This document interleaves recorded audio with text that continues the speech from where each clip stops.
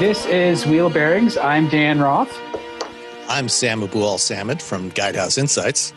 And I'm Rebecca Lindland from Rebecca Drives. I forgot to say where I'm from. You're all just going to have to find me. I'm not writing. Just Google them. Yeah. No, what happens if you Google Dan Roth, the guy who was the content chief for LinkedIn comes up. And strangely enough, nobody has offered to interview me for something by making that mistake of thinking I'm that guy. But anyway, so one thing before we get to the show, I want to keep it tight, but I was looking around at when I posted the latest episode, which there was a huge delay in editing. I'm sorry. I was looking at where Dan for that. It was totally my fault. I couldn't get to it. There was just stuff, and then it took a while to edit. Because we had platform problems. Let me tell you. If you were to hear the raw audio, just the amount of can you hear me? I can hear Dan and I can hear Rebecca, but I can't hear Sam. Anyway, when I posted that episode, I looked at the metrics for our show, and can you guys guess where our largest group of listeners is from? You mean from a country or city? City. Yeah, city. I think, if I recall, isn't it in the Northeast? Where you guys are? Yeah, it is ish. It's funny. I don't have my other laptop down here, so I don't have it open. But yeah, you'd think it would be like Detroit or something, right? It's not. It's a town in New Jersey. That probably means that there's a bunch of people going through a VPN or something, or some host that's in New Jersey. It's in I was born in New Jersey. I'm just saying, it's my entourage. Now you know. What part of Jersey, though? Were you Bergen County? Okay, Bergen County. I think this may actually be Bergen County. I was born in Englewood Hospital. Okay. I don't know enough about New Jersey geography to recall whether this town, and I forget what the name of the town is. So yeah, that would be helpful. I sort of introed this poorly, clearly. But yeah, I was surprised to find that we have, and there's 400. It's west of Newark. Okay, well, there's a lot west of Newark. Mendham, New Jersey. Yes. Yeah. Yeah, I was like, "What the hell is that?" It's out in the middle of nowhere. Shout out to Mendon, New Jersey. I wanted to shout them out because I didn't realize that it could be like a VPN. That's a good idea. That may be more of what it is. But Jersey is a place I've driven through and in. My favorite part of Atlantic City was the Target in Pleasantville. See, there you go. Which was anyway. Speaking of driving, so let's try this. We'll give it roughly 12 minutes per person here. See if we can keep it on track. But Sam, you had a very Jeepy time, so I think that might be a good place to start with what you've been driving. Yeah. So when we last got together and recorded, I had just received the new 2020 Jeep Gladiator Mojave, which was announced at the last live event that we were actually at, that Rebecca and I were at in Chicago, at the Chicago Auto Show. So the Mojave is the first what they're calling desert rated Jeep. So Jeep has had the trail rated badge for a long time. This is on all the various Jeep models. The most off-road capable version gets a trail rated badge. So on the Wrangler, it's the Rubicon. On everything else, it's the various Trailhawk models. And, these get, the part-time four-wheel drive with a 2-range transfer case and the really low final drive ratio and all this stuff, so for crawling over boulders and through canyons at, low speeds. The desert rating, which they're putting on the Mojave and which will be coming to other Jeep models, Jeep has acknowledged this, is designed more for high-speed off-road operation. So in a way, it's most similar to the Ford Raptor, the F-150 Raptor. And obviously the Mojave, or the Gladiator, is a significantly smaller vehicle than the Raptor, but it's the Raptor, I think, in terms of performance, in terms of its capabilities, is really the most direct comparison to this Gladiator Mojave. And to be honest, I like this a whole lot more than the Raptor. Even though the Raptor is a lot more powerful, I like this. I like driving it a lot better than the Raptor. When I drove the Raptor, to me, it felt kind of soft. It was too softly sprung. It was felt kind of underdamped when you went around corners or even over bumps. It felt kind of floaty. This one, with the Mojave, was really buttoned down. The ride and handling on roads was really great.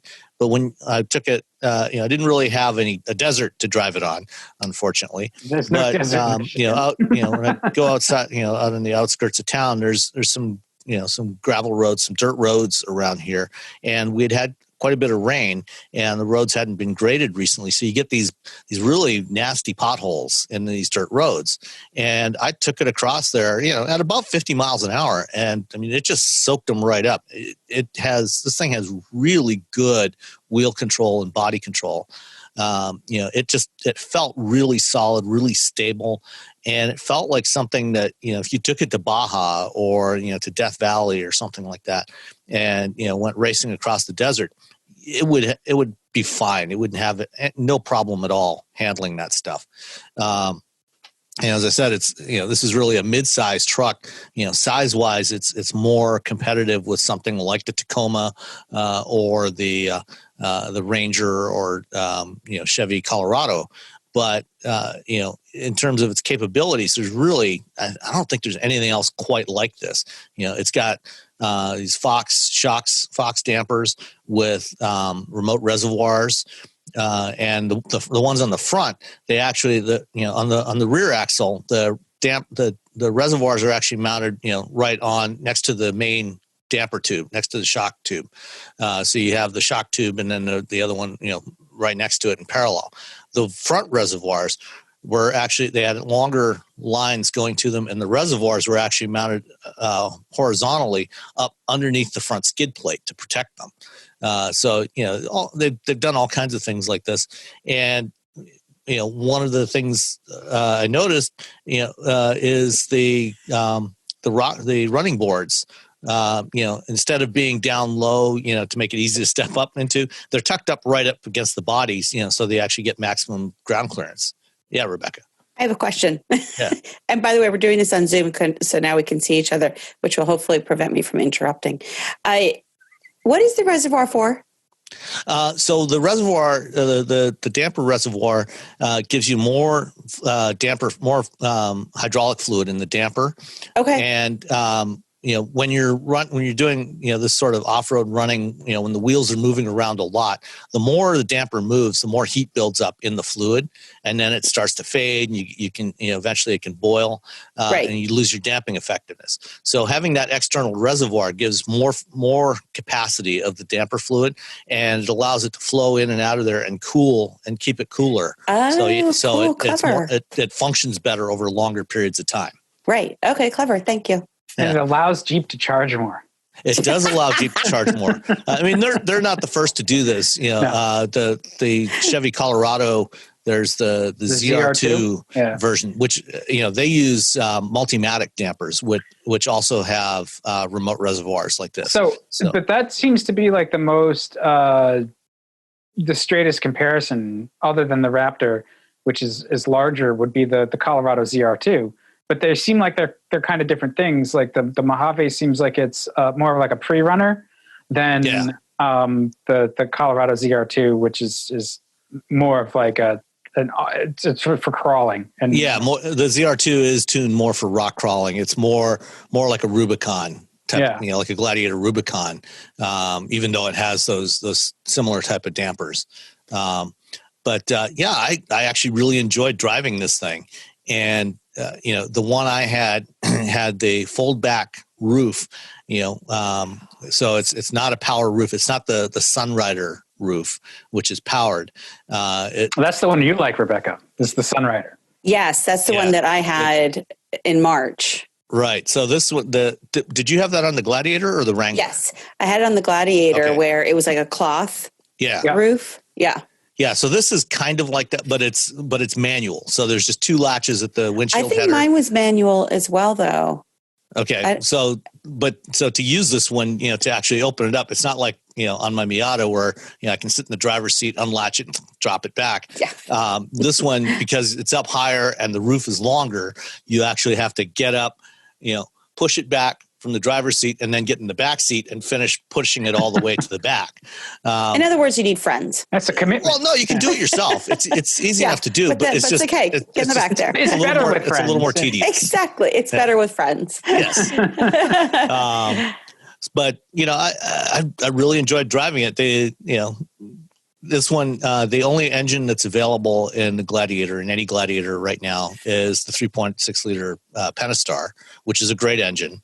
I think I'd like to see FCA put a V8 in the Gladiator, offer a Hemi in there, or at least offer the V6 from the Ram with the e-torque mild hybrid system on there, so you get some extra torque. It's not bad with what it's got, with the 285 horsepower. But it could use a little more torque because, this thing it's fairly hefty.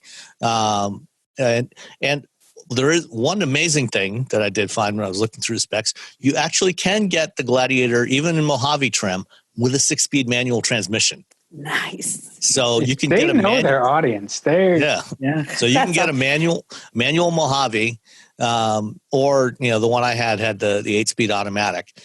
And it was equipped with all of the driver assist. It had the adaptive cruise control and everything because God knows you need adaptive cruise control when you're racing through the desert. I mean, you don't want to hit a cactus. That's right. Hey, so one feature. So I used to actually do a lot of desert driving when I lived in Saudi Arabia, and one of the key things that you have to do when you drive in the desert is you've got to let air out of your tires. Is there any mechanism for doing that in a controlled environment automatically, or is it still very manual tire by tire? That would be a manual process in this one. Okay. So, there are, power outlets in this thing. So you can bring along an inflator, right?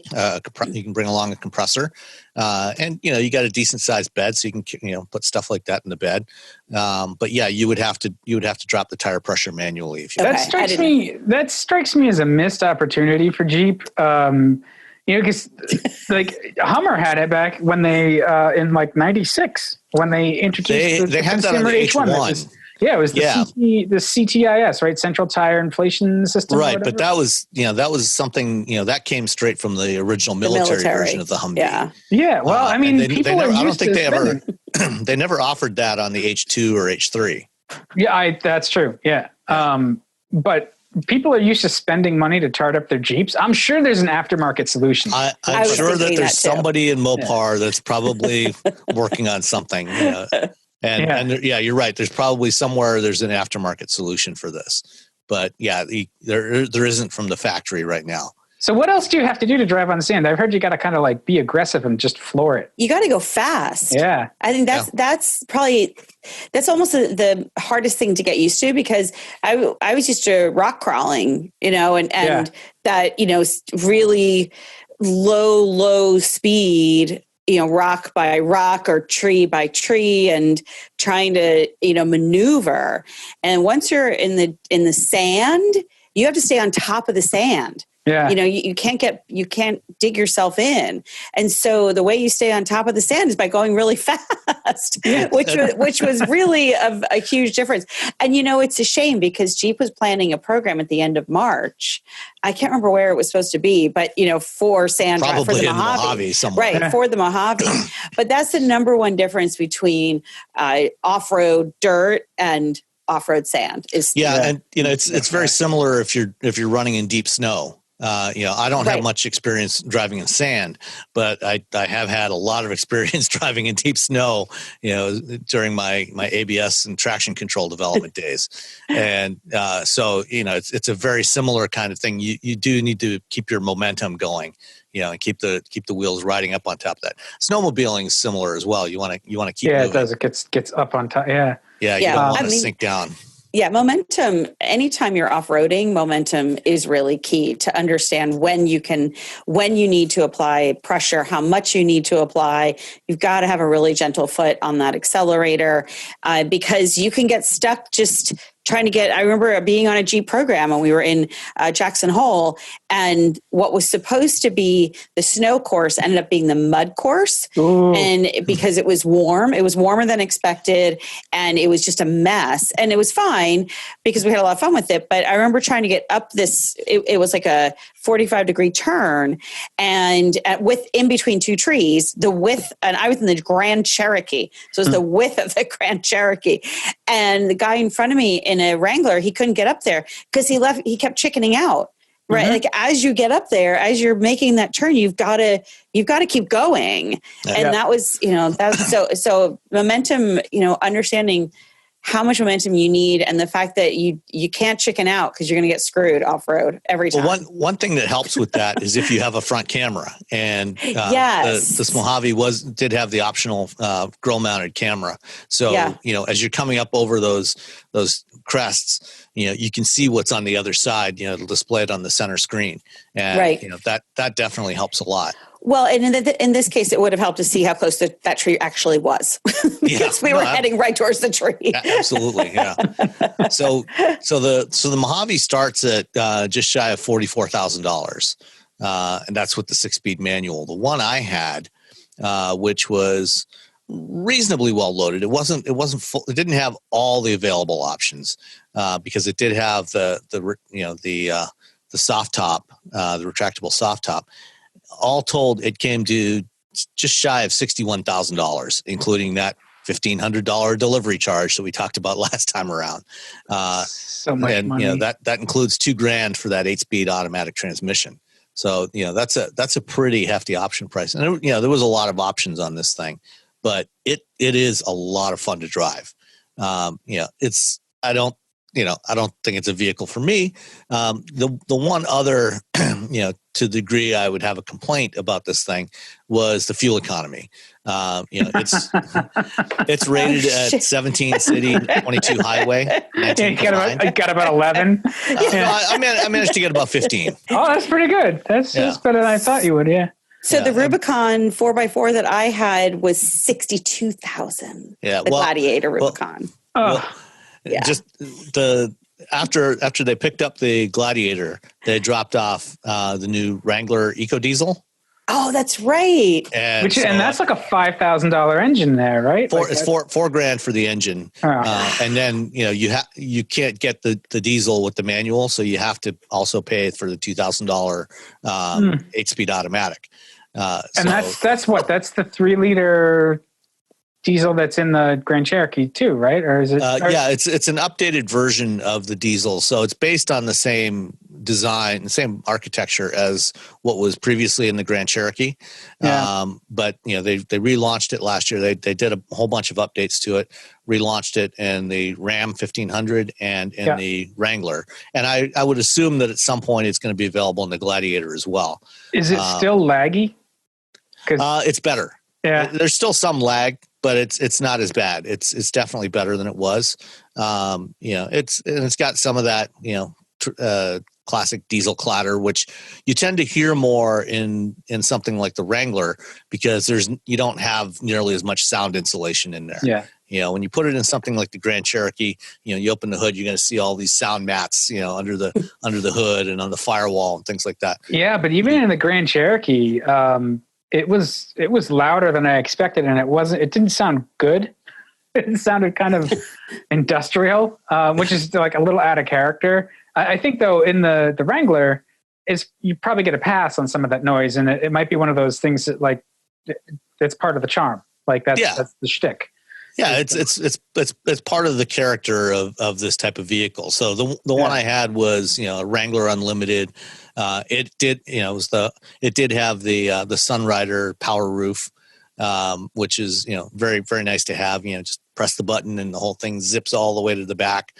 So that's a nice feature. And it was a Rubicon. So it had the 2-speed transfer case and everything. And I know when I've driven the Rubicon out at the Chrysler Chelsea Proving Grounds on their off-road course there, one of the fun things is when you put it in four-wheel drive low, the way these things are geared, they're geared so low that, in fourth gear at 10 miles an hour, the thing's turning like 4,000 RPM. And this is another difference with the Mojave. The Mojave also has that 2-speed transfer case, but because it's designed for higher speed operation, you can run in 4 low at speeds up to about 35 miles an hour. In the Rubicons and the other trail rated Jeeps, it's only up to about 15, 16 miles an hour is the maximum speed. And in the Rubicon, or the Wrangler Rubicon, that thing I managed to get 22 miles per gallon, which is by far and away the most I've ever gotten with a Jeep, with any Wrangler based vehicle. In a diesel? Yeah, it's a diesel. 22 miles. Yeah. And you got to spend $9,000 though. Wow. No, it's only 6. It's only 6. Okay. Let's not exaggerate here. $4,000 for the engine, and let's face it. Most people are going to get the automatic anyway, so you're gonna pony up that $2,000 for the automatic for almost everybody. Yeah, that's true. That's like okay. So let me ask you a practical question. Mm-hmm. Why is the diesel in there? Well, better fuel economy, obviously, but really more for towing. It's okay, yeah, okay. So if you're going to tow with a Wrangler, you probably want to go for the diesel because that torque is going to help. Better. I mean, are there better choices for towing? I don't know. I would say I have to get back into my off mode. I think that. I think Wrangler Unlimited owners are probably more likely to actually tow. Like they're going to want to tow with it, and they're going to use the capability. Versus like a Ram 1500 owner who may not tow as much, even though it can probably tow more than a Wrangler. But I think that the Jeep knows its niches, right? They're doing what BMW is doing. Is just they're filling all of the spaces with an offering. I mean, me personally, I think that the thing for Jeep to do is just make them all the e-torques and not offer the standard Pentastar. But that'll boost your fuel economy. But you can't really tow with the hybrid as well as you can with the diesel. So I guess with the e-torque you can. The e-torque you don't really give up any towing capability. But does it gain towing capability with the diesel? I would assume it does. I think it does. It does do a little better in towing with the diesel. Certainly compared to the standard Pentastar, it's definitely better towing. And the thing about towing with the diesel, and this is the rationale that Ford gave, when they launched the diesel version of the F-150, is this one is for the people that are going to be towing all the time, or a lot of the time. If your towing is limited to 2, 3, 4 times a year, towing your boat from your driveway out to the lake in the spring, putting it in the water, and then hauling it out. You just rent the truck from U-Haul, and if it slides backwards into the lake, oops. Yeah, well, no, but what I'm saying is, if that's if that's your towing pattern, then using the regular, EcoBoost V6 is fine. Yeah. But the thing is, with the gas engines, when you're towing, your fuel economy just goes right in the toilet. Oh yeah, and the turbos get red hot and stuff. Yeah. Whereas with the diesel, it maintains almost the same fuel economy when you're towing. So if you're towing, every other weekend or every weekend, towing your horse trailer to shows, or if you're a landscaper, towing all your lawnmowers around, then the diesel makes a lot more sense. Living here in Michigan, one of the things you see, if you drive up north during the wintertime, on Friday afternoons, you will see a lot of people towing their snowmobiles, or even in the summertime, you will see people towing their trailers, with a couple of jet skis on there, Yeah. towing them up north, Sunday afternoon, bringing them back, coming back home. And that's a pretty common thing here in Michigan. And so, if you're doing that, every weekend or every other weekend, having the diesel is actually a really good option. You're going to do a lot better in that case. I gotta say, agree. like, as a tow vehicle, God, I could not. Wranglers are something I get sort of out of my system every now and then. I'll spend some time in one and I'll be like, all right, that's fun now. I'm good. I've had my fix. I cannot imagine putting long towing miles on in a Wrangler Unlimited. Like, as much as I like them, that is a car that wears you out. That it just. The new ones are so much better, though. They are good. I know what you mean. There's somebody in my family has had a Jeep almost consistently for the last 20 years. So I get it. But the new ones are so much better. They are. They are. Really. Like my brother has the JK, the previous edition. Yep. And it's I agree with you, Dan. Like it's kind of beastly. Yeah. But the new ones, they're just, I was really pleasantly surprised. I think whoever did I think they must have taken the driving dynamics guys, the handling guys that worked on the Rams, and had them do some magic on the new Wrangler, on the JL Wrangler. Yeah. It is really good. It is very good. And the last one I drove was actually a Gladiator, and I was quite impressed with how good it was, because I think it was a Gladiator Rubicon. So. Which is practically glowing from you. I'm like blushing for the Jeep. What I want is a Gladiator Mojave with a Hellcat in it. Yeah, I mean, awesome. They're going to do that at some point. Oh, yeah. At the very least, they will build one to take to the Jeep Easter Safari. Right. Look, they're looking for it. This is hilarious.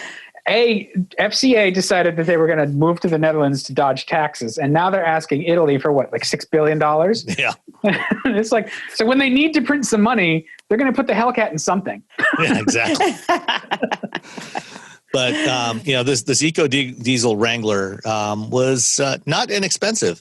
It came to $65,100 delivered, which is that's a lot of money. That's commitment, man. That's and but it's 84 months free financing, right? Right. Yeah, we'll chain this sucker to your ankle for a decade. At least the Wrangler's going to hold on to its equity. Gosh. You're gonna yes. But yes, for sure. I'm going to be really curious to see how they price the plug-in hybrid Wrangler when that comes out later this year. That's just a wrong statement. I'm sorry. I've had a glass of wine, so my filter is low. We should make that a habit. That's our podcast starter kit. But the problem I have with the FCA diesel is that other diesels exist now in the light duty trucks, and like the F-150 diesel is fantastic. That's such a nice engine, and it makes the F-150 just that much better. I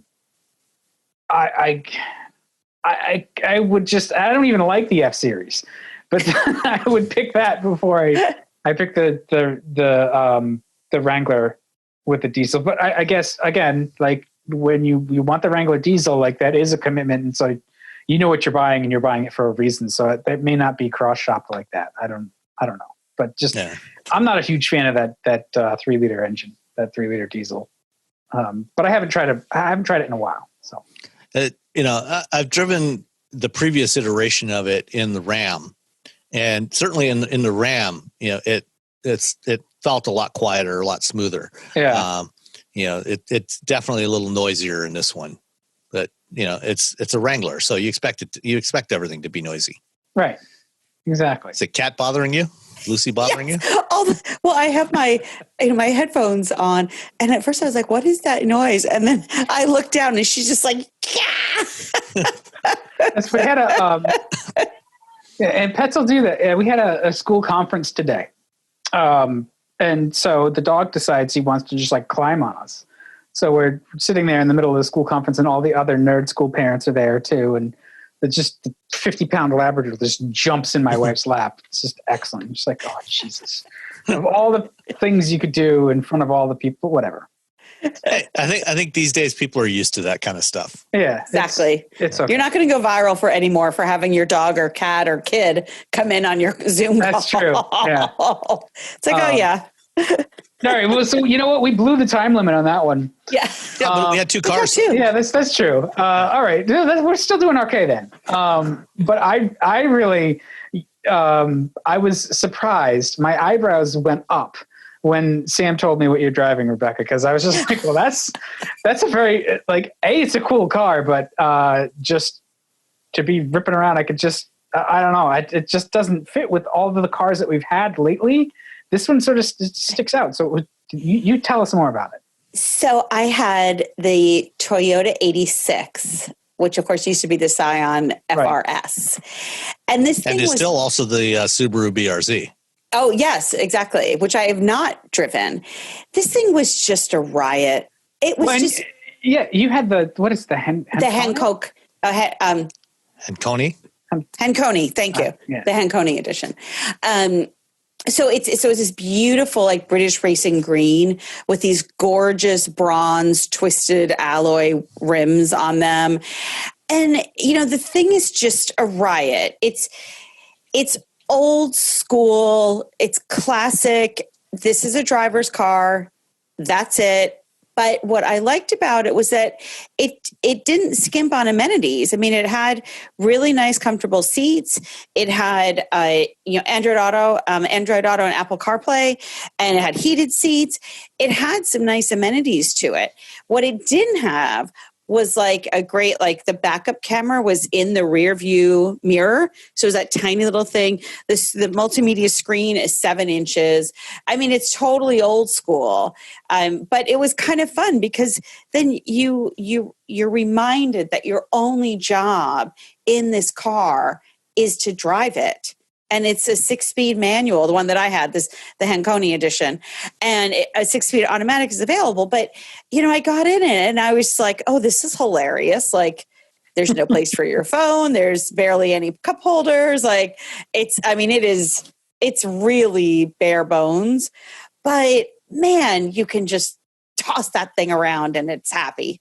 Yeah, I love the 86. And to me, it still feels like a fresh face in the sports car world. There's none of them around. You don't see them anywhere. They are pretty rare. And, you know, it's a lot of people have criticized it over the years, particularly for the engine. I've done my fair share. I think it's fine. I do too. Like every time I drive it, I'm like, this is actually okay. What I don't really like is the way that the torque delivery sort of drops off and then comes back at higher RPM. But once you learn to wring its neck, especially with the manual, it's fine. Just keep it at high RPM all the time. Keep it, exactly. Yeah. I just kept it at high RPM. Yeah, and it's geared so that you can do that. But you just there's a little bit of a learning curve with it. I just love that it's that kind of car that you have to learn how it rewards you, and you have to find that sweet spot to really make it sort of come alive. So that's fun, right? And it's nuanced. Yeah, it's like a woman or nuanced. not going. You have to figure us out. Definitely need a glass of wine. But it's awesome though.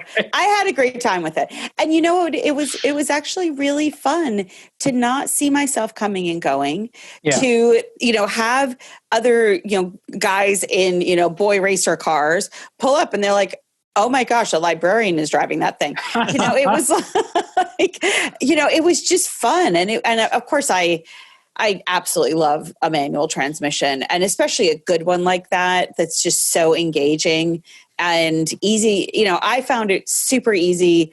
It's, you know, it was smooth, quick shifting, you know, short throws. I thought it was great. I loved it. Oh yeah. It's very nearly like a picture perfect sports car. I can't believe it's been around since 2012 too. I know, right? But because it was this it was the Scion. It was the Scion at first. Right, yeah. the FRS first. So the one that I had, it was the Hakone, as I said, is named after a Japanese highway. 30,825, including destination, but it starts at 28,000. Yeah. So, for 30 grand, that's just a lot of weekend fun. Yeah, yeah. I mean, that's actually a really good value, for what you get with this kind of car.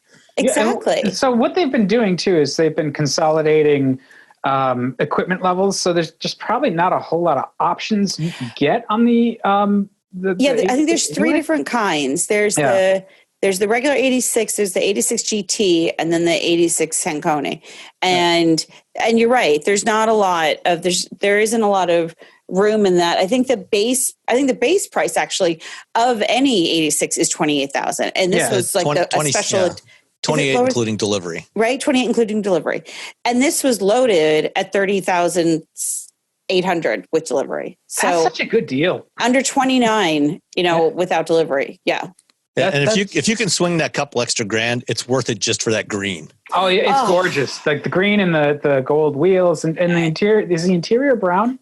The interior is this beautiful camel suede-like situation. And that's the other thing too, is that, again, like the dashboard's pretty bare bones. It's like it was black, and, black to me always kind of shows all of its flaws, but the seats were super comfortable. It was really easy to adjust, minimal blind spot issues for me as I sit up close. The back seat was small. My 12-year-old niece got in, and she was cozy in the back seat. So, I wouldn't encourage that situation very much. But overall, it was easy to get in and out of. It's low slung. I think the only thing that we should have is a sunroof. It didn't have any sunroof. Yeah, no, it's a car about purity. It is. Mm-hmm. Yep, exactly. So, it was funny because when they told me I was getting it, I was like, okay, this will be interesting. Like you said, like to kind of see what it was like. But I was really sad to see it go. I definitely could have had that thing in the driveway for a longer period of time. Yeah, they're a fun car. I wish they didn't have that little deck lid spoiler, but now I'm getting picky on this version. Like, I remember when it came out and everybody was sort of picking apart the styling because it's not real gimmicky. But I think that's one of the things that I love about the 86 is that it's pretty timeless. It's like, yes, it's like the first generation RX-7s or going back even further, like think about a Carmen Ghia, right? Like it just like the Carmen Ghia was in production from like 1956 to 1974. Like 20 something years. It was funny because Jake says, my nephew Jake, who lives with me, he says to me, he goes, "What's with the 80s Toyota?" Really? Wow. And I started laughing. Kids I was like, these days. well, it is the 86, but it's like, it's retro, right? Like that's what it's supposed to look like. Not really. Really? Is it? No, I just like it's a really clean design. It's got the classic sports car proportions. Yeah. Long hood, the cabin moved towards the back, rear wheel drive. It's exactly what a sports car should be. There's only one minor flaw. It should be a soft top. Yes, exactly. Exactly. And they shouldn't bother putting that ridiculous little back seat in there. I mean, it's pointless. Yeah. Well, I mean, that may help out in some sort of regulatory fashion. But yes, that's true. The thing that's great about the 86 is just like the thing that's great about the Miata is it will teach you a lot as a driver, and its limits are low, so the stakes are low. Yes, you can have a lot of fun with it no matter where you're driving. Yeah. Which is not the case with something fancier, even like a Mustang. A Mustang's going to hurt you. Yeah. Right. No, it's true. Especially if you're leaving a Cars and Coffee. Right, exactly. No, I loved it for its purity. Yeah. It's just a fun, your only job in that car is to drive it. And I love that. Okay. So everybody should get one. More sports Everyone cars. should get one. Yeah. Everybody should get one. And if you really want more power, an LSV8 will slide right in there. There you go. You can stick an LSV8 into just about anything. I want one on my lawnmower. I think it's been done. Yeah, I think so. All right. Well, so you guys had all the fossil fuels. I, on the other hand, used no oil for the week. I had the Nissan Leaf SL Plus. And it's been a long time since I've been in a Leaf. So this is my first experience with this current generation Leaf. And I got to say, I really like it. And B, I think it's the best car that Nissan makes because it's so normal, which is like, it's weird to say like this thing it just works like a car. And that's why it's the best thing that Nissan makes. But it really is like, they have really gotten this pretty refined. It's an affordable EV. It does 250 miles on a charge. It's just easy to get in and drive and figure out. It's comfy. It's pretty roomy. Nothing fell off.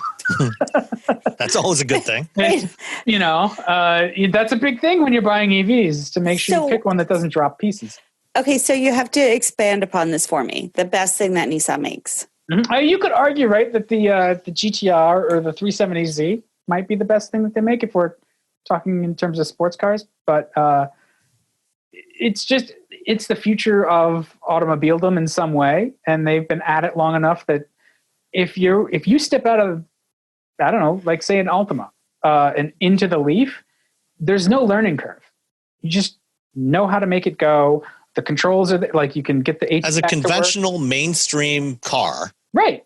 It's perfect, and that's it goes on batteries instead of an engine, and like other EVs are concerned with all kinds of gimmickry and different screens and all the autonomous tech and stuff. And this had some ADAS stuff where lane centering. It had the Nissan ProPilot, yeah. ProPilot Assist or just ProPilot? ProPilot Assist. Yeah. And that works great. Like it took me a little while to figure out that button is what turns on cruise control.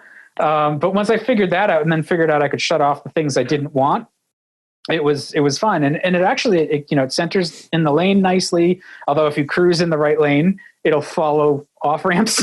Yeah. If you're not watching it, it'll be like, oh, the lines go this way. I must be turning.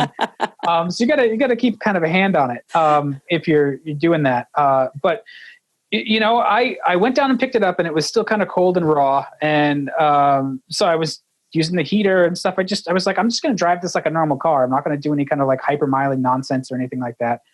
And it had plenty of range. I used maybe 100 miles worth of range when I went and picked it up. So it took a while to top that 100 miles back up on 110.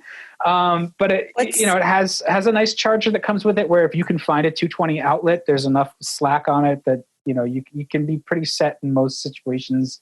And the Nissan dealer in town has a charging station too. So I wasn't that concerned. I could go plug it in. But it's comfy. It's pretty quiet. The materials are nice. All of the controls work well. It's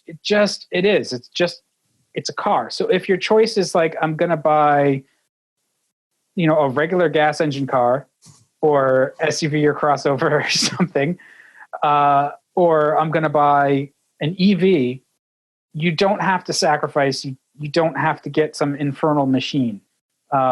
It's just, it's just a car. And I think that's what's brilliant about it is that it's just so well done. Well, and that's the lesson that Nissan learned going from the first generation Leaf to the second gen, is the first one was designed more like a science project. It had that weird styling, especially the headlights in the front. Yep. It had some weird things about the controls and ergonomics inside. And when they went to the second generation, they made it much more normal looking, normal inside, normal the way things work, and made it more like just a regular car that just happens to be electric. And I think that's a good thing. Maybe turned off some of the early adopters, but there's a limit to that market anyway. I mean, if you want to start to grow that business, you've got to appeal more to a mass market, and that's what they did with the second generation. And I think they're going to go even further. Next year when they launch the new Aria, which is their new EV crossover EV. And I think Rebecca, did you have a chance to drive the Aria in Vegas at CES? We sort of did. We had a modified opportunity. It was very much a pre-production vehicle on like a little planned track. But yeah, I mean, I think this is, one of my issues with the way that EVs have been developed and marketed is we have made them to be something weird as opposed to something mainstream. And I think that, this is what I've talked about a number of times with the Audi e-tron I would rather just have it the Q6. It's just it's a good luxury crossover that just happens to be electric.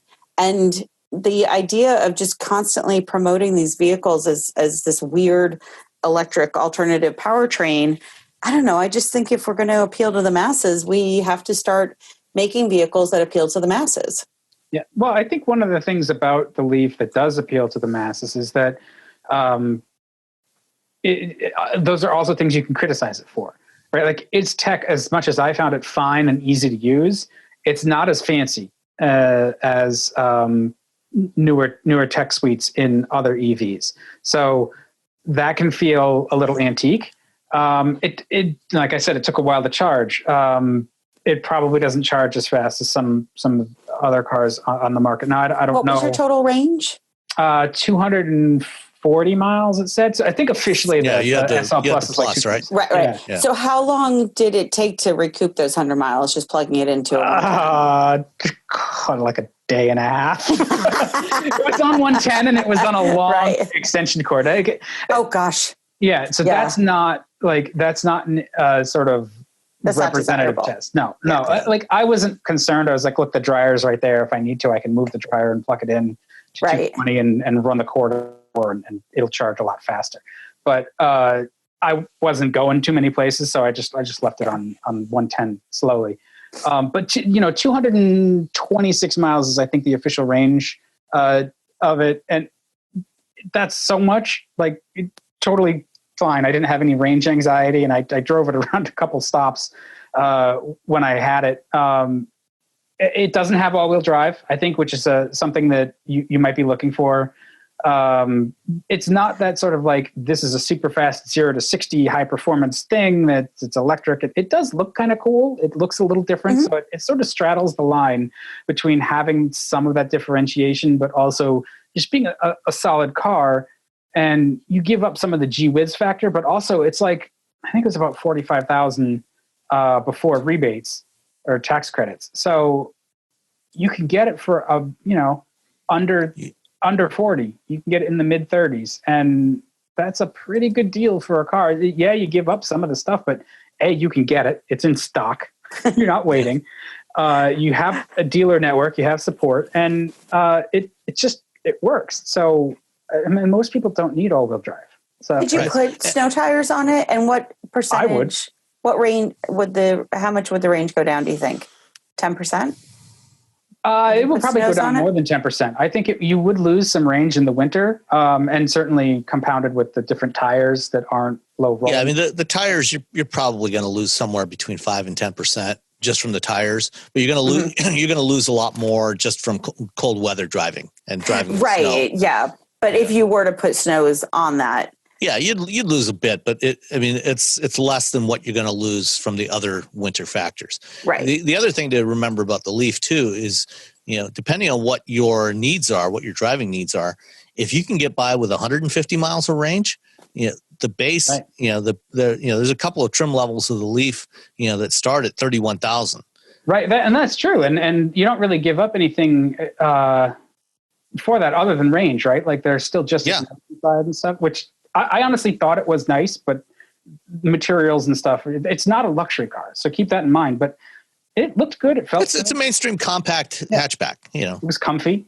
Yeah. I liked it quite a bit. And with the SL Plus, there's plenty of torque too. Like you put the foot down, this thing, it goes to the point where it'll jerk the wheel out of your hands with torque steer. When I was getting on the highway, I was like, let's see what it can do. It's got plenty of power. That's awesome. Yeah. I love electric vehicles for people that, here in the Fairfield County area, once people start taking the train again, I love them for just going back and forth to the train station because, as I've said before, most of the most of the parking at local train stations requires some residency, usually in the same town. And, it's a good opportunity. It's a short drive, and you can pretty much go almost all week without having to charge it. Yeah. And you're getting to and from the gas station for free, to the train station for free. You're not paying for gas. And I love that idea. And I apologize if you can hear Lucy in the background. I don't know what she's so upset about. Apologize for our call. I don't know what she's so upset about. She wants your attention. I know she does. I think honestly the sort of biggest knock on it is probably just that it doesn't have all-wheel drive. It's not a luxury car, and also charging might not be as quick, even though it can do DC fast charging. So I think you can put about 80% of the charge back in about 45 minutes, depending on the charger. And I on a level 2 charger at home, it's still going to take, if it's all the way down, it's still going to take you almost 12 hours to refill it. So that's you wait a little bit, for some of that stuff, but I don't really see those as actual issues. Right. Like you're charging it at home, you're not really using all of the capacity usually when you go out. Well, so. And if you are getting an electric vehicle, a level 2 charger is not prohibitively expensive anymore. Yes, everyone's situation is different. I realize that. But, if you have the opportunity to put one in, I think it's definitely something to consider. They seem to have it really well thought out. And they've put a bunch of these first gens in, municipal fleets and stuff. So they've actually got a lot of EV experience too. So it's proven hardware. I would feel really comfortable buying this. More so than something maybe a little bit more exotic. I'm kind of trying to think like the only other cars that I would trust kind of as much might be like the Bolt, or the Kona EV. And the Kona EV is smaller. The Bolt is smaller. It feels a little. Yeah, the Kia Niro EV would be the next closest one to something like this. Yeah. In terms of its size and its range, and if you have a 240 volt outlet in your garage, you can go buy a level 2 charger for $400. You can get one on Amazon or from Home Depot or Lowe's for $400 and just plug it in and you're done.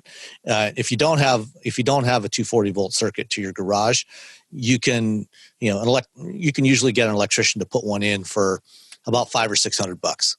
Yeah, or you can take 2 different circuits and strip the wires back and just one leg goes over here and one leg goes over there. And you tie the neutrals together, and do not do that. Yeah, please do not do that. Unless you are fond of having your garage burned down. It's just do not take suggestions. Yeah, no. Don't listen to me. I wouldn't actually do that at my house just if I find it fast. All right, well that's the cars. I like the Leaf. I give it a pretty heady endorsement, even though it's maybe not the sort of flashiest thing to drive. I quite like it. Shall we stick with electric vehicles for a moment? Yeah, let's stick with electric vehicles. What do we got? Okay, so this week there was an article in Autocar. Actually, initially it started off, I think, in one of the British newspapers. I can't remember exactly which one. Say the Sun. Why not as a tab? Oh no, we don't want to promote it. But one of the no, it was the Times. It was the Sunday Times. They published their annual rich list of the richest people in Britain. And number one on the list this year with a net worth of £16.2 billion was James Dyson. He of hair dryers and vacuum cleaners. Vacuum cleaners. Yeah. Well, we don't need to get into all the reasons why James Dyson sucks. James Dyson sucks, including his support for Brexit. No, I just mean that it was a vacuum joke. So anyway, okay. I got it. I did not read anything more into it. Okay. I know that politically he's got some weird positions, but But a few years back we heard that Dyson wanted to build electric cars. And, they set off and, started a development program for an EV, and they made a bunch of investments. They bought up an actual battery developer from based here in Ann Arbor, led by it was a company called SACD3. It was founded by Professor Anne Marie Sastry, who was an engineering professor at the University of Michigan, because she had been working on solid state battery technology. And the plan when they announced it was they were going to do an EV with solid state batteries, and it was going to have 600 miles of range and ridiculously fast charging. And after they spent a few years working on this thing, they had issues, which they didn't talk about in this article. Dyson never really mentioned anything about the battery technology. And, the reality is that solid state batteries are still quite a ways out, probably not till towards the end of the decade. But, they actually did develop the vehicle, and they're running prototypes, and this is the first time we've actually seen a photo of one of the prototypes, or at least the styling buck here. And in the article, he acknowledged, and if you haven't heard previously, they announced last fall that they were canceling the project. They were not going to go ahead with it. But Dyson acknowledged in the article that it spent 500 million pounds, so that's about $620 million US dollars, on the development of this vehicle. And at the point when they canceled it. And I spend that much on shoes every year. I mean, it's okay, Imelda. How much is he worth? 13 billion pounds? 16 billion. 16 billion, I think he said. Yeah. He picks it up in a day. It's interest. It's a tax write-off. It's a blip. Yeah. But so they still own the tech, though, right? They haven't sort of liquidated they still own the tech, battery tech or the motor tech that. So Well, they still have something to sell, right? And they were actually supposedly leveraging some of the motor technology. I mean, probably the most interesting thing about Dyson as a company is they've done some really fascinating motor technology with switched reluctance motors, and we don't need to get into the details of that. But they're very efficient motors, and very powerful. And they were going to use those use that technology in these vehicles. So they still own that technology. They still have whatever patents they had on the batteries, even though that's still it's not anywhere close to production yet. But he acknowledged in canceling this thing, he realized he said he took a look at the industry and saw all these other EV startups that were going out there, producing electric cars at a loss, and realized it was just going to be too risky. It was probably going to cost them several $billion more. That they were going to lose by introducing this thing, and in the original article, basically where, that this was excerpted from, said really the only companies that, have any chance in this are those that have, conventional vehicles to sell, to subsidize this. If all you're selling is EVs, you're going to have a hard time ever surviving. No kidding. Yeah. We could have told them that. The Automotive could have saved them £500 million. Yeah. Exactly. The Automotive New Europe said that he would have had to sell it for 150,000 pounds, or almost $182,000 to make a profit on it. But I say, we could have told him that you're not going to be able to make a profit on this. And that's been the pattern, though. Like that's any of the EVs that have launched really have been premium and that high-end exotic. It's a lot of vacuum cleaners. Anyway, because that's the bottom line. Because they're small entities and they need to at least break even or make a profit or have a road to profitability to be a real business, unless their main goal is to develop some tech and get bought out and sort of cash out. That just seems like you as a businessman should have been able to look into that and go, here's what's going on. And yes, of course, you need the other product lines that sell at volume, at profit, and much lower cost of production to sustain this other thing that sells at a loss, but the loss isn't great enough to consume all of our revenue. I don't know. I don't have an MBA, clearly. So, well, they sell a lot of very expensive vacuum cleaners and blow dryers. So, I mean, I love the design of it. They should have been able to subsidize this thing. But my Dyson Animal, I bought in 2007. Yep. And it's still going strong. Yeah. We have the same. I haven't needed to buy another one. That's true. And we have a DC-21, which is like, I really like the design of it. It's supposed to be compact and it's very cleverly packaged. And so it's one of those products that you look at and you go, well, they've really thought about this. And it's really well designed. And you can, but it's almost too well designed, because normally I would have had to buy a vacuum cleaner by now. Yeah. Well, and the thing, like ours, cord reel broke. And I was like, well, BS with that. That thing was expensive as hell. I'm going to replace the part that broke. And it was, we waited for a while. We used to shop back around the house until we got the part. My God. I was just like, I'm not throwing this thing away. I'm not getting the part to fix it, because it's just like, it's ironic that he's making these kinds of batteries, because when I got my animal vacuum cleaner, I got a handheld one for free, speaking of which is what reminded me. And it worked out great for like the first year, but then now the battery doesn't charge anymore. Yeah. And so it technically needs a new battery. So maybe he can develop better vacuum batteries as well as car batteries. Use this technology. You could probably just hook it up to a diehard, like put it in a backpack and like, right? a little weightlifting while you're at it.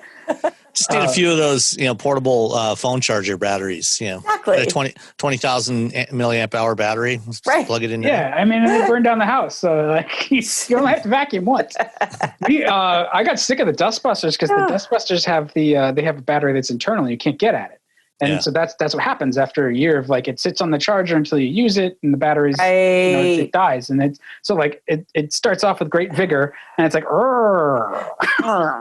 so I went to Home Depot and I got the little Ryobi one that uses the drill batteries. Yeah. So when the battery gets tired, just take those back, recycle them, get another one, pop it in, and just, it's ugly and it's not as spiffy as I'll have to try that though. Black & Decker, we have some Ryobi batteries. Ryobi, 18-volt thing uses the same batteries as my drill. Right. So they're lithium ion, so they charge quick. That was my solution. It's a good plan. I like it. Okay, we're completely off topic. All right, what else do we have? Yesterday, Toyota did the vehicle reveals that they were originally scheduled to do in New York at the New York Auto Show, which obviously hasn't happened yet. Did you watch it? No, I was in another meeting at the time. So I was actually pre-recording a keynote for a conference that I was supposed to speak at that is going to be virtual. So I didn't get a chance to watch the presentation. Did you guys watch it? I did not either. I was busy.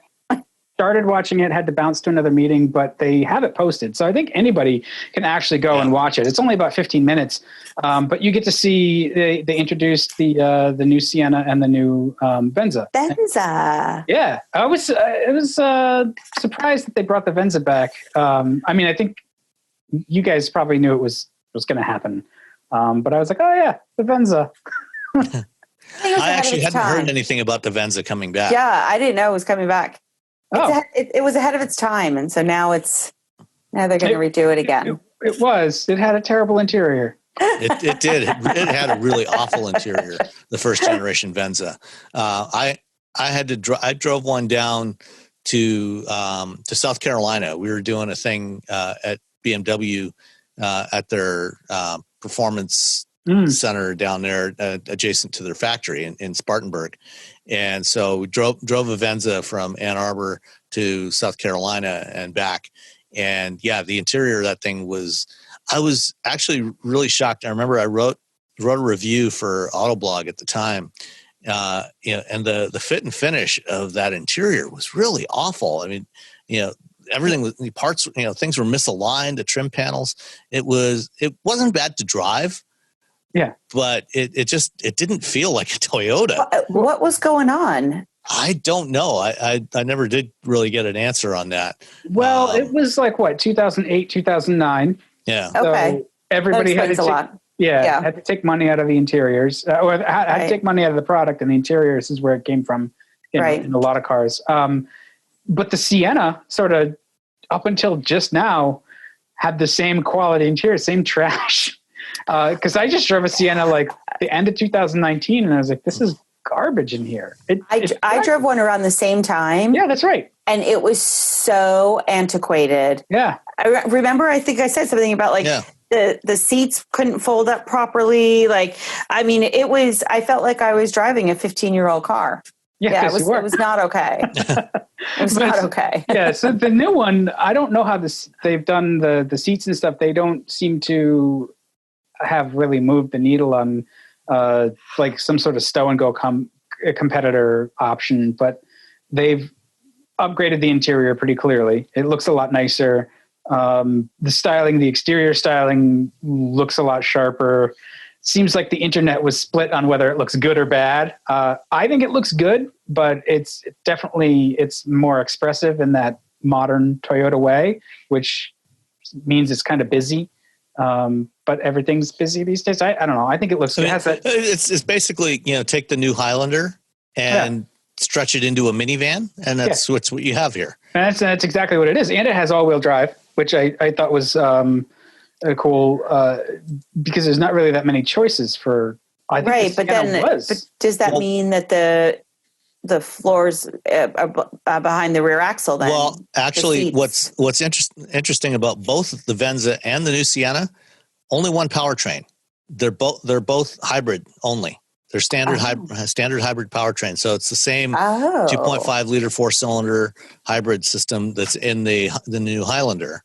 And that's the only option, except you can get all-wheel drive, and it's electric all-wheel drive. So you get an electric motor at the rear axle to drive the rear wheels. Okay. So it shouldn't, because the motor is pretty small, it shouldn't have any real impact on packaging at the back there to whatever degree. So that will be interesting, because that will be a significant competitive advantage, though. I mean, because all-wheel drive is, that's a big. If nothing else, it provides peace of mind and a sense of safety and security, which when you're selling a family vehicle is a top priority, obviously. Yeah, I think it's a really good move to differentiate the Sienna especially. For sure. Exactly. These are all hybrids because you don't really care about performance. You're not missing any performance because it's a hybrid. It has plenty of torque. And really, you want to stretch every dollar. And so this is going to give you better fuel economy than the V6, which has plenty of power, but eats gas comparatively. So I think that was a smart move. And the all-wheel drive, I think, is a smart move. I do think that they probably are going to get dinged on not having some sort of real versatile way to fold the second row seats. The third row, I hear your concern. Like, do they fold into the floor? Or like, where do they go? Right. But like Sam said, if they are able to do something with the all-wheel drive and have an electric and a small motor, then they might be able to figure it out. But the folding seats nowadays, that is pretty much almost standard equipment, like expected to have seats that fold down easily, really with a touch of a key. And, I think that's something that it'll be interesting to see. I'll definitely watch it just to see how the seats fold. Because that should be something they highlight, since the current Sienna doesn't really do it that well. No, they didn't really highlight it, which makes me suspect that and none of the photos on the media site show the third row seat, so you don't really see any of that. One thing they do show is that it does have an optional built-in vacuum. Yes, and a refrigerator. Like Odyssey does. Is it a Dyson? No, I don't think so. Tying it all in. That's nice. Nicely done. It looks like it's up in the base of the center stack, though. And so that's it's right in the middle instead of out in the back. Yeah. Okay. So not like Honda's, which is the original vacuum. Yeah. Right. And it has an optional refrigerator, and they made a point to say a real refrigerator versus like some kind of cool box that uses like a tie in with the AC or some sort of like Peltier device or something. So it is beautiful, though. Yeah, I mean, based on the pictures, some of the wood trim looks nice. Yeah, and so this isn't the only 2021 minivan with all-wheel drive. For 21, the Pacifica is getting an all-wheel drive option again, but only on the gas engine. The Pacifica hybrid still is front-wheel drive only.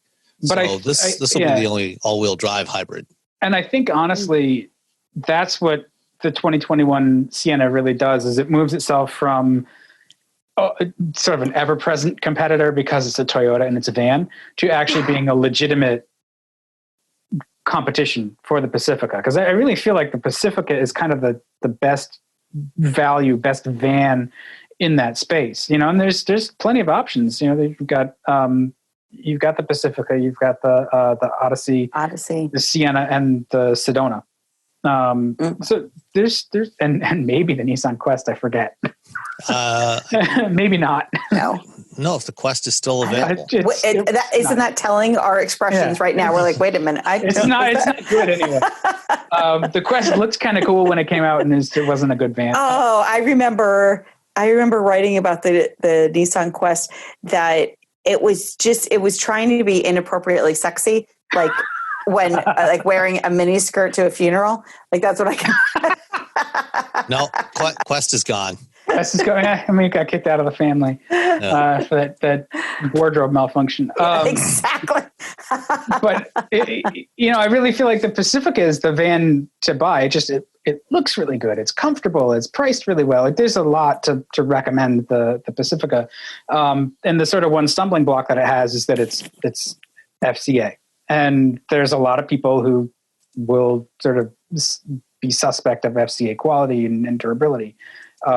And so now there's a Toyota option that offers a lot of very similar features, probably for similar money, but it's all new and it's on a much better platform because the old Sienna shirt, like you said, it felt 15 years old. It absolutely did. But no, this will definitely be serious competition for the Pacifica for sure. Yeah. And the Odyssey also. Yeah. And I think the Odyssey is probably still the best driving van because it has that sort of Honda feel to it. But I don't know that many people care about that. And the Odyssey sort of like trying to operate the tech and stuff in the Odyssey drives me bonkers because it sucks. True. So what do you think of the Venza? So the Venza, for those who haven't seen it, is a 2-row midsize crossover, and it's got the same hybrid powertrain as the Sienna. So what do you think of this one? I'll let Rebecca go. Oh, you want me to go? I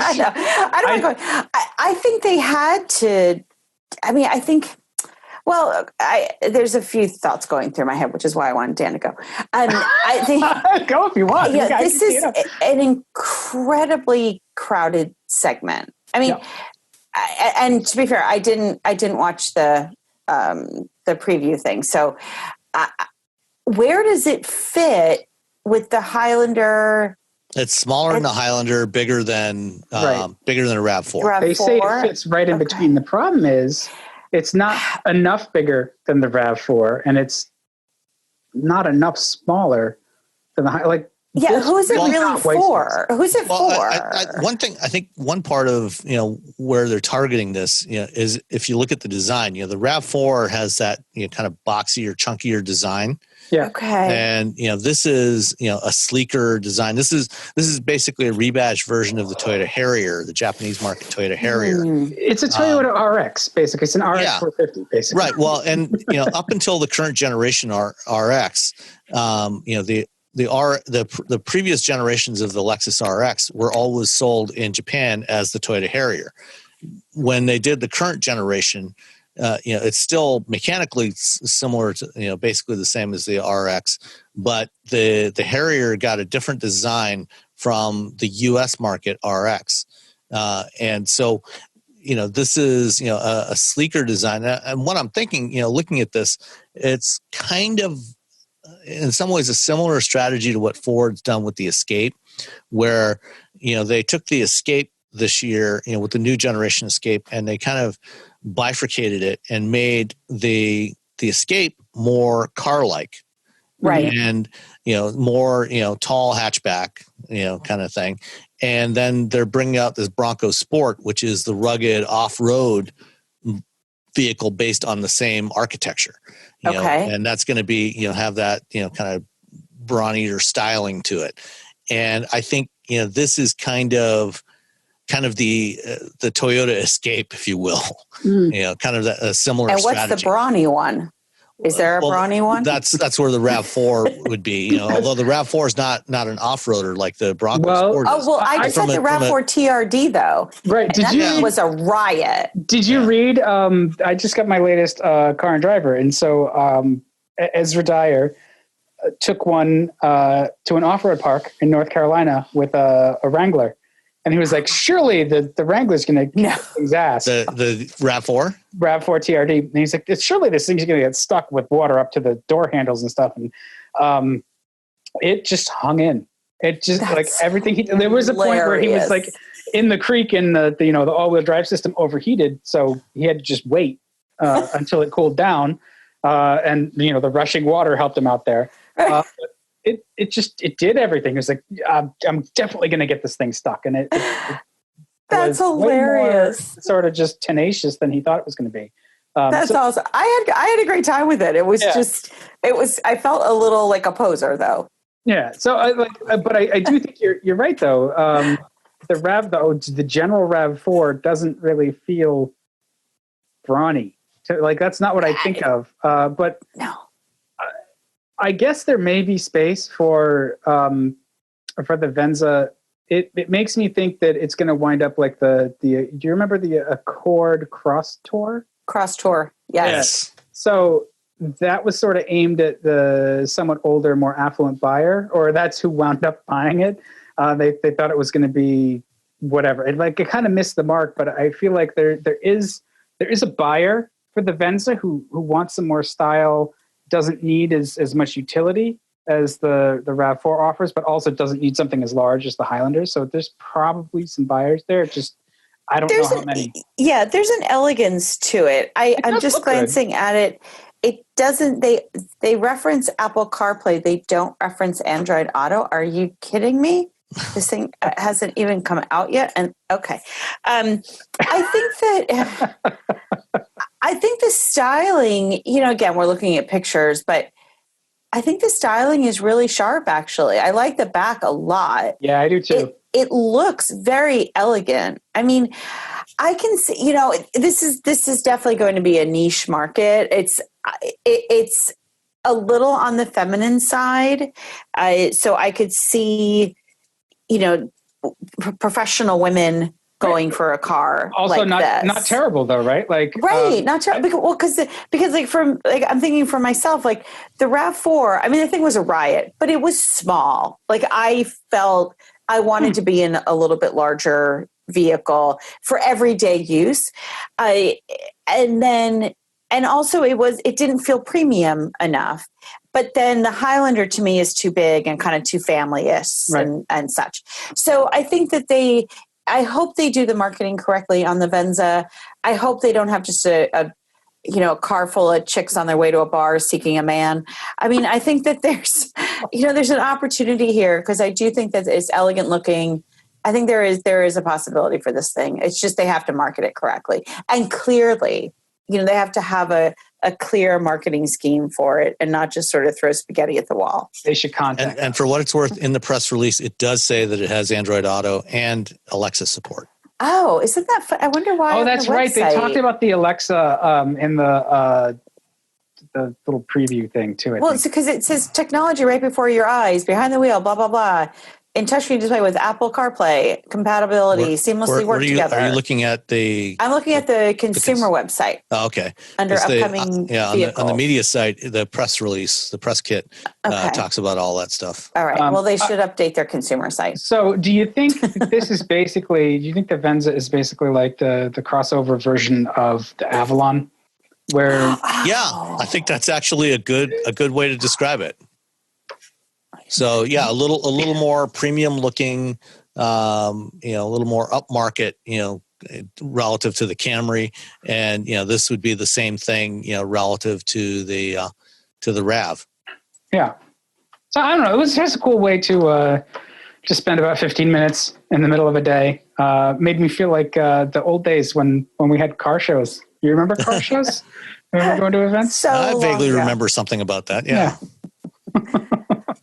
We may even have some again someday. Maybe. We got one more Toyota before we leave Toyota. All right, let's talk about the last Toyota. Go for it, Dan. So it is 20 years of Priuses. So the Prius, which seems to be kind of dwindling in popularity a bit, but they're coming out with a 20th anniversary Toyota Prius to celebrate the fact that the car that sort of started it all has been around for a while. And the hilarious thing to me is that it's actually a 2021 model. Well, not only that, but the Prius actually debuted in 1997 in Japan. It's 20 years in North America. Yeah. So, I mean, those things aside, it's not really all that different from the regular Prius. It's got like some different trim and stuff like that. It's got black wheels. Yeah. I think the bigger point that I'm taking is that Toyota is really still committed to electrification, but not full EVs. And so to celebrate the hybrid, like I feel like at some point in the late 90s, Toyota said, we're going to do this hybrid thing, and then we're going to pivot to fuel cells. And that pivot to fuel cells just hasn't happened, and they haven't gone back for another bite at like a full EV in a sort of a wholehearted way. But the Prius itself, I think it's a worthy thing to celebrate and to bring up, because it really did shift the paradigm a lot. And we're past the point where you remember how hated the Prius was for like, I don't know, 5, maybe 10 years. Like nobody liked them. They were ugly. They're maybe 20. They're really, I don't know. I have a lot of respect for the Prius now. Like it's definitely not an exciting car. No, but it is a good car in from a technical standpoint. It's outstanding. Yeah. Well, and it really, from a marketing standpoint, one of the things that it did was it was really one of the first hybrids that was its own model, as opposed to, like the fine print, like the Ford Escape hybrid that was in a certain color, or the the GMC or the Chevy Silverado, not the Silverado, the Suburbans that had like the big hybrids across the side of it. This was like when you pulled up in a Prius, like Leonardo DiCaprio, you were in a hybrid, and everybody knew that. They didn't have to look at the badging. It was the quintessential virtue signaling. That's true. You know what? And this is one of the things that I think you wouldn't have Tesla without the Prius. Probably not. Because the Prius sort of showed that, hey, this odd looking little car, this different technology. Nobody really knows about the technology, but everybody knows that this is like, it's a green car, right? It's saving the planet. Right. So let me buy the car. And you're welcome. Yeah. Right. And that's what the Model 3 is today. The Model 3 is the new Prius. And it's funny, if you go to LA these days, or at least, before the pandemic, there's Teslas everywhere, but there's Priuses everywhere. But all the Priuses are now taxi cabs. Right. Taxi cabs in LA, the most common taxi cab in LA is the Prius. And then people who were driving Priuses 10 years ago, 15 years ago are driving Model 3s now. Well, they're upwardly mobile after all. But I think it's the cat has some thoughts. Oh my gosh, I'm so sorry. No, we don't need to. I think it really has had a pretty big effect on the whole market, though. The footprint of the Prius is a lot larger than maybe you'd consider. Just sort of how it developed electrification, battery technology has improved because it's out there, motor technology, and just consumer acceptance. So it's kind of amazing to me that the Prius has been around for 20 years, and I expect it to not be around for another 20. Like, I think that the idea was always to sunset the Prius after people got used to it. I think that was probably the idea in the early days. And then there was a period, around 2010, 2011, 2012, where they actually tried, the Prius had become so popular that they actually tried to expand it into a sub-brand of its own. And they had a family of Priuses. You had the Prius, you had the bigger Prius V, and then the smaller Prius C. And the C and the V never really caught on in the same way as the classic Prius. Right. And then, when the latest generation Prius came out, they did what they did with the design, and, it's been downhill ever since. But the audience was very different though, too, when they tried to expand the brand. Yeah, no, that's true. The Prius, I think in part because of the way it looked, was one of those classic, vehicle, designs that attracted early adopters, Yep. and those that were virtue signaling, as I said, and then it never really broke into the mainstream. It started to, but then it kind of stalled, especially when gas prices went down. But Right. they took the technology that they learned from the Prius, and Toyota's put that into almost everything they build now.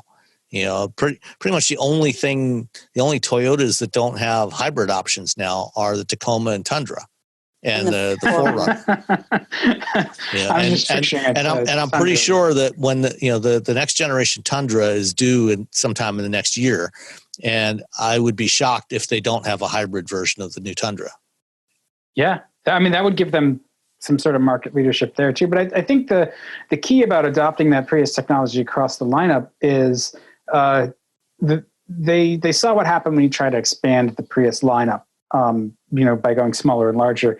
And at that point, you're building another brand within a brand, which is expensive and not really smart. Well, especially when they also had Scion that they were trying to promote at the same time. Right. So I think they sort of got burned twice there. Where it didn't work. So now the idea is, well, everybody knows the Prius. Let's take that, Prius propulsion technology, and we'll put it over in the Camry and the Corolla, and we can say when we go to sell these things, hey, you want a hybrid, or you want a hybrid, but you need a Highlander. Well, this has technology that was originally in the Prius, but we understand you need more space. So here, check it out in the Highlander. Same great taste. New larger size kind of. And Toyota sells more RAV4 hybrids now than they do Priuses. Last year, they sold 400,000 RAV4s in the U.S. 25% of those had hybrids in them. And they sold 67,000 Priuses. I loved the RAV4 hybrid. I really liked it quite a bit. So, I mean, the tech is great. It's been really, really well refined, and there's no real penalty for buying it other than cost. But the cost has come down too, so it's not like it's unobtainable. Dan, you want to talk about Uconnect 5? Yeah. So for those of us here in the motoring press in New England, FCA gave us a treat, and they walked us through Uconnect 5. They gave us a little presentation. So a lot of the stuff that we complain about, like lack of redundant buttons and touchscreens and stuff, I had the opportunity to sort of ask them and talk about, and they were very clear to say that they really do hear a lot that people want to have buttons for stuff, and that they're going to continue to do those. So they had Vince Galante, Nick Kappa, and Jin Palmer give us a little presentation about what features the Uconnect 5 has, and one of the things that really stood out is that it's they've simplified the graphics to make it a lot clearer, a lot easier to use, and they've sort of flattened the learning curve. So I'm at the point where now I need to try it. They did a lot of UX testing, and they took those lessons and they adjusted the way it works, and you can customize this thing. So from an owner experience, I got the impression watching the presentation that if you own one of these cars, you're going to set the Uconnect up. And they've got like favorite buttons and stuff, so you can do certain presets for the apps you want. You can move the apps around on the screen, and this is all stuff that is kind of in the current version of Uconnect as well, but they've refined it quite a bit. And it can support multiple displays, so you're going to see it. Basically, the Uconnect system is going to drive the instrument panel and the main screen and whatever else they dream up. They do a lot of testing for cold weather, for old age, for just making the systems easier. Did you say old age? Yeah, that's a thing that you really have to consider. Like, how are people going to use this? And their real goal, and it was great to hear FCA say this, was like, we want people to be able to sit in the car and use the system and not have a class, not have it explained to them, just be able to figure it out. And that was great to hear, because that's one of my sort of constant complaints, right? Is that these things are really, they're too complicated, and they're too pretty. Like, you guys are amusing yourselves. You're not making it easy to use. There's nothing more frustrating than something that's not intuitive. Right. Yeah, they're going for form rather than function. Right. So they get it. They really get it. And so climate is, it was something that went into the screen in one version. This is back in like 2014 when they went to the newer version of Uconnect from I think Uconnect 3 or whatever. I forget. But then they discovered nope, that needs to come back out. Believe us, we heard you. And now they have it where at the top of the display, there's always the ever-present sort of, it's like the top of your browser window where you'll see the temperature and your seat heater settings, and you press on that, you can get it's a shortcut. No matter where you are, you can get right to it. Very smart. Through a bunch of menu trees. So that stuff has gotten a lot more refined, and it's running on Android with faster hardware. So that's a big shift. I don't think before it ran on Android. So it was on QNX before. Right. Okay. So that was what BlackBerry was. QNX? Yeah. So I think Android is actually a good move for them. But I wanted to sort of ping you about that, Sam. What the benefit is of going from something like QNX, which was pretty good at least a few years ago, and that was a good platform to be on, to move over to Android. What does that give them? So, this is actually Android Automotive, which is Google has taken the Android OS, that was originally developed for mobile devices, and they've made a version that's optimized for automotive use, to run in the automotive environment. And what's interesting is, that as part of Android Automotive, when a manufacturer decides to use that, they have the option to use what's called Google Automotive services. So when you get an Android phone, there's a package of apps on most Android phones that are bundled in there. It's Google mobile services. So that's your Gmail, your Google Maps, search, and a whole bunch, a bunch of other things, the calendar. There's all those Google apps that are bundled on most every Android phone. For Android Automotive, they're offering what they call GAS, Google Automotive Services. So again, Google Maps, Waze, what else? There's a bunch of others, including Google Assistant. So you get the Assistant built in there. What's interesting is that FCA has chosen not to use Google Automotive Services, not to include Google Automotive Services.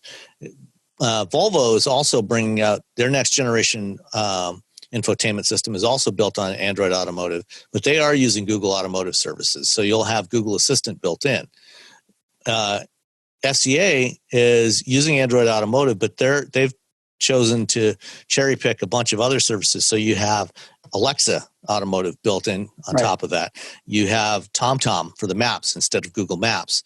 And I forget the other ones. There's a few other services that they're building in there that aren't Google services. Over-the-air updates was a big thing that they talked about. Over-the-air updates are available on there. And the other thing is, in general, on Android Automotive systems, you'll actually be able to download Android apps directly onto the head unit.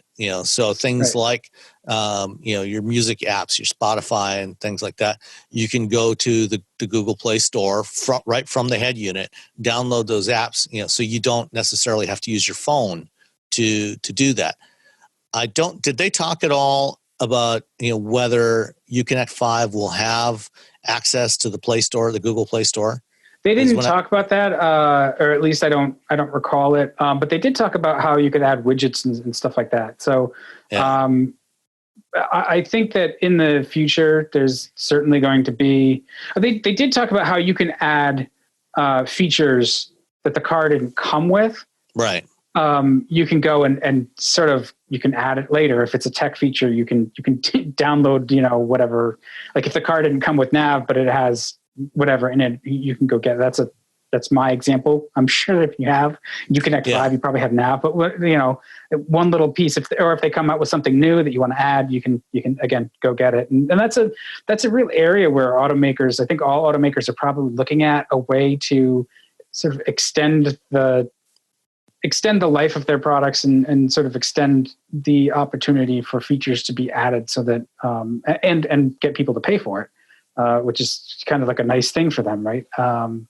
So yeah, it just overall, I was really, and it's been a Android. I mean, Uconnect 5 has been sort of announced since like early January. But I was impressed with the amount of thought they put into the system and how much they've sort of stripped it down from previous versions of Android Uconnect, because I felt like Uconnect was great at first. It was really friendly because it was limited, and then they added a lot of features to it, and it got kind of bloated and crappy to use. And now they're figuring out how to keep the features and make it easy again. So when is it coming out? When will it be unveiled? Like into vehicles? This fall on 2021 models, starting with the 21 Pacifica and some other stuff coming later this year. And is it across all brands like Alpha and? Yeah, it'll be spreading across all the FCA brands, and it does also still have support for both Android Auto and CarPlay in there. So yeah. So I think it's confusing sometimes when you hear Android Auto. There's Android Auto, Android Automotive, which is the OS. Right. Well, and that was a specific question that I asked them, because in some cars, if you're using Android Auto or Apple CarPlay, it forces you to use Apple Maps or Google Maps. The way they've implemented it here, Apple CarPlay or Android Auto, the projection systems don't take over the full screen. They learned that that's not the best thing to do either, because people still want to get at the functionality that's in the head unit that's not in the phone. So they have a large enough screen now where it only takes up a portion, and you still have your other functions. Well, and that's actually true even now on Uconnect 4, on the current Uconnect 4 stuff. You still, if you plug in your phone, you still have a bar, a dock along the bottom edge of the screen with icons, to tap to get to the various embedded functions. So you can get to, the built-in nav if you want, if you don't want to use Google, the Google or Apple Maps. Yeah. I got to say, I'm not a fan of Uconnect 4. I don't like it.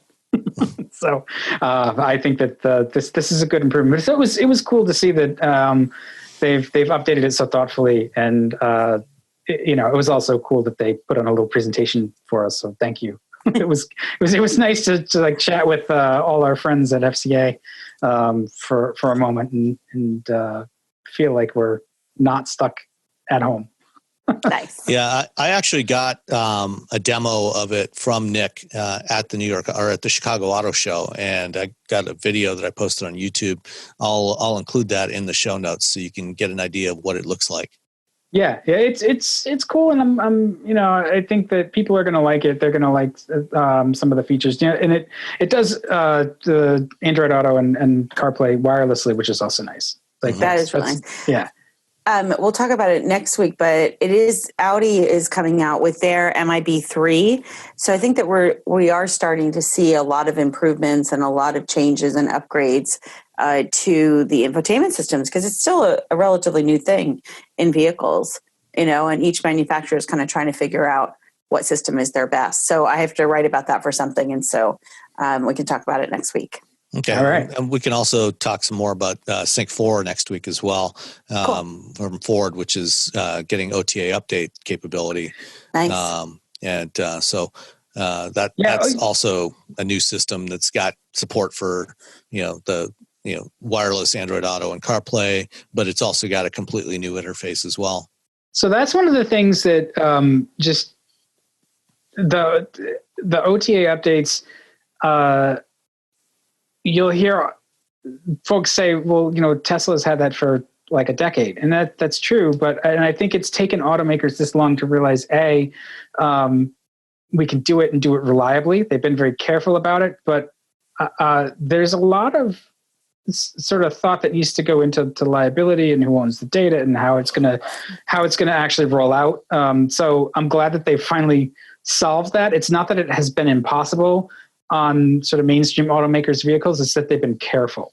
And I think that we're going to see it be robust as it goes forward, instead of having issues with it failing and stuff like that. I think they've gotten it to a point where we're going to see everybody get OTA updates across their lineups, especially as they change architectures now, where it wasn't. That's the key is having an electrical architecture that can support it, electronic architecture that can support it. And GM's new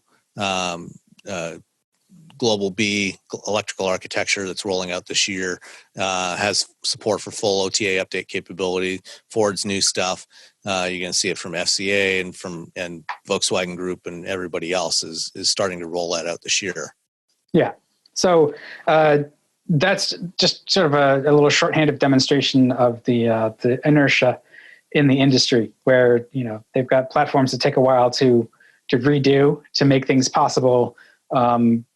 That yes, when you design it in from the start and it's your only product, it's there and you get a jump on competition. I think everybody's sort of starting to catch up and do it really well. So that's good. I would like to not have to go back to the dealer to upgrade my nav maps. That would be cool. Yeah, that would be nice, right? Yeah. All right. So I think I babbled enough about Uconnect 5. So I think we're done on topics. I think that's good. That's good for today. Yeah, I think that's good for the podcast. And we'll try and get this one out in less than 3 weeks. Yeah. Jeez. Savage. So I do have just one thing to add, and I didn't clear this with you guys, but the analyst community and the automotive community, a good friend of mine named Jim Ehrlich died in a surfing accident last Monday. He used to work for Hyundai. He was worked at Kelley Blue Book with me, and he was just such a great guy and friends to a lot of journalists, a lot of people in the industry. And so I just wanted to say rest in peace, Jim.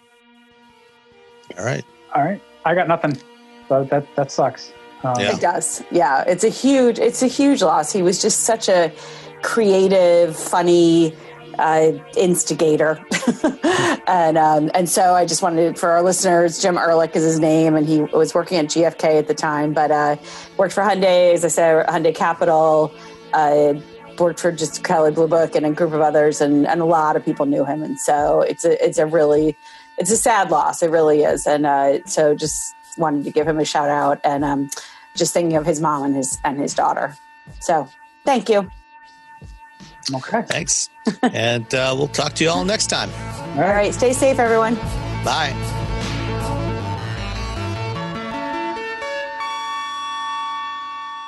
Thanks for listening to Wheel Bearings. Find us at wheelbearings.media and on Twitter as @wheelbearingscast. Remember, there's only one vowel, that's the A in cast. We're also at Car Review Tweets on Twitter, or you could just email us. That's feedback@wheelbearings.media. Thanks again for listening to Wheel Bearings.